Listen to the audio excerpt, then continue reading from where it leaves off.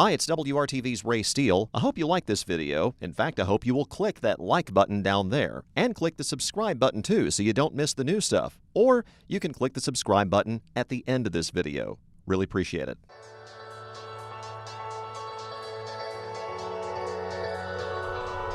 It's good to see this young lady back in Indianapolis, if ever so briefly, because I know she works in the nation's capital pretty much full-time now. But the reason she's here is not to run for office again, at least not yet, but she has a new book out that we're going to talk about. It's about leadership. Christina Hale, former State House member, former congressional candidate. It's good to see you. How are you? Oh, thank you. I'm great. It's great to be here. Good to have you back in Indianapolis, if only for a brief time, because this book is now out. Now, what possessed you after, of course, you did run for Congress. You lost to Representative Sparks in your race.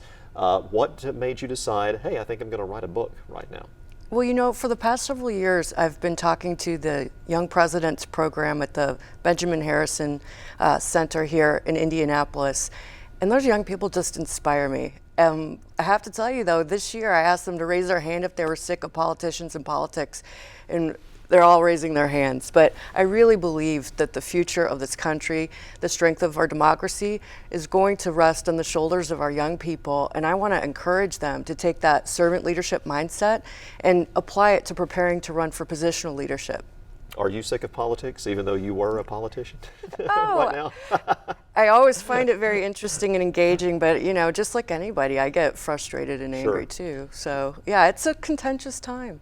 Now, why leadership? Why the topic of leadership when you obviously would like young people to be engaged, whether that's politically, but I guess in whatever endeavor they choose to do? I believe that we need more people in it for the right reasons, with good hearts and minds, that are sincere in their purpose and really connected to their why, that they're cause driven. And our young people, they're certainly passionate and they care about causes. And I think it's time too for us all to examine our own citizenship and step forward. You know, everybody needs to vote. I see it as your responsibility, but I'd really like to see people who are motivated to do good things for people to consider running for positional leadership. I think that's how the strength and health of our democracy gets held up. Now, when you say leadership, are you talking about political leadership, or are you talking about just leadership in general, community groups, whatever someone's passion may be, where those lie?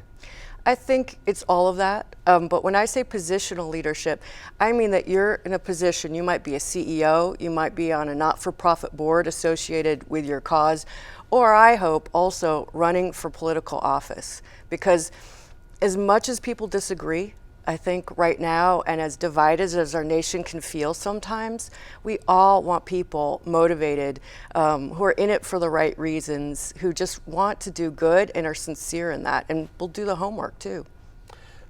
Now, this work obviously entails, if you're going to be a leader, yes, you want to win, you want to be successful at that endeavor. Sometimes, as you found out in a run for Congress, that's not going to happen. What lessons do you take away as part of that leadership growth when things don't go your way?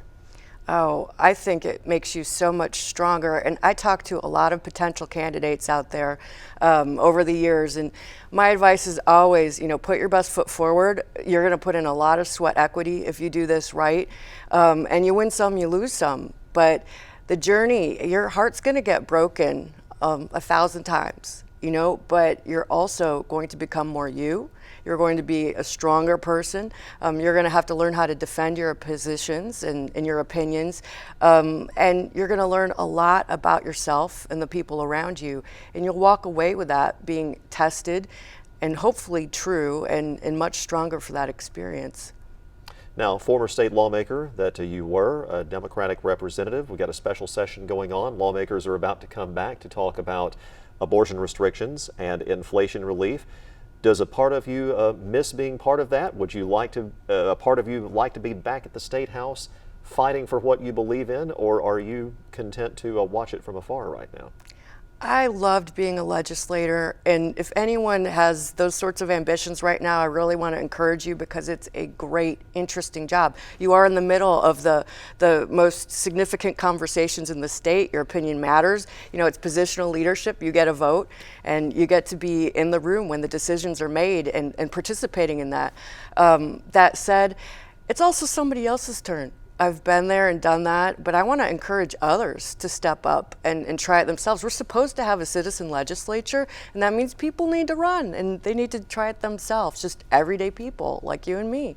That's who belongs in those seats. And I also think it hits the refresh button. It brings a new perspective into the decision making, and it's just a healthy thing for government to see new people step up and run and take those seats. Make those votes. Citizen legislature seems difficult to do because the conventional wisdom right now, and maybe this is more true of Congress than it is for a state legislature, but you got to have a lot of money behind you and maybe a lot of personal wealth behind you in order to be able to afford to be a citizen lawmaker, because you do have to put in a lot of work as a citizen lawmaker, and the pay is not good.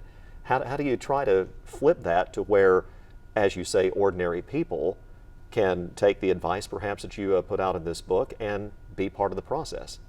Well, certainly, for talking about the State House, when I first ran for office, it wasn't all that long ago, just 2012, and I was running against a multi-term incumbent. I didn't have any money. I'd never done that before. Most of my family lived in Northwest Indiana. That was a door-knocking campaign. And there was a whole lot of shoe leather put into that campaign. And I knocked and I knocked and I talked to people at that human doorstep level, and I won that race by the narrowest of margins, only 51 votes out of about 36,000 cast.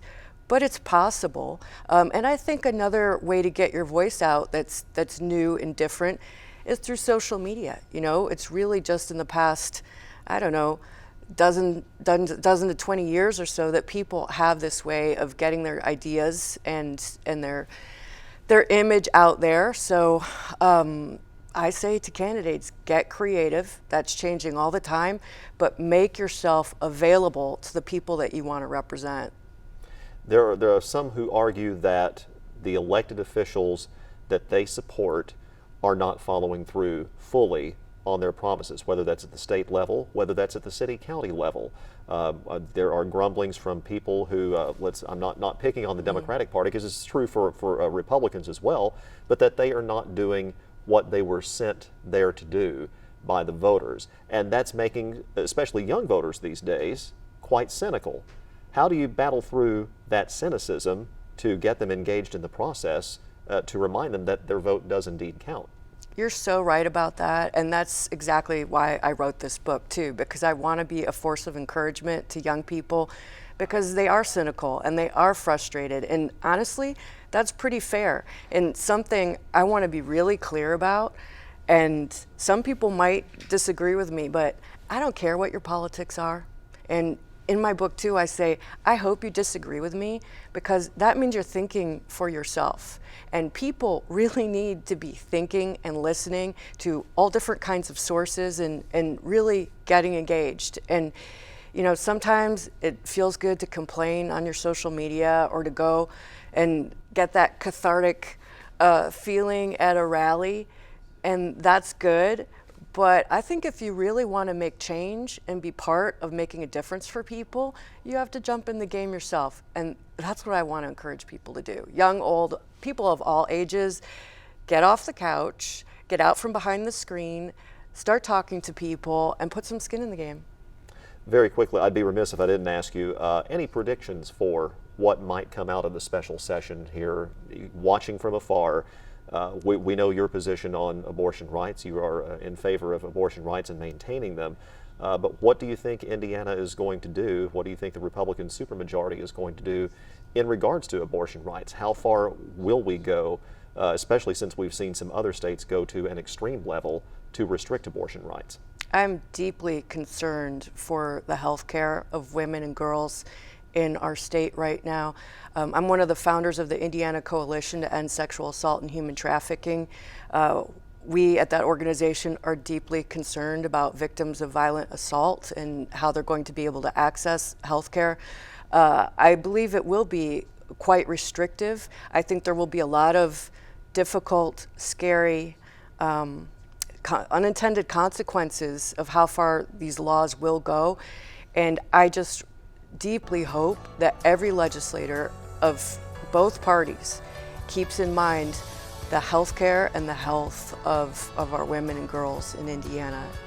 There's really nothing that's more important than that. The book is entitled, Why Not You? Go Be a Leader. Read this book. Check it out. It's available wherever you get books, and it's available right now from Christina Hale, former state lawmaker, and hopefully spending a lot more time in Indianapolis than nothing against the nation's capital, but we like having her here in Indy. Christina, thanks for coming by. Appreciate it. Thank you. I appreciate being here.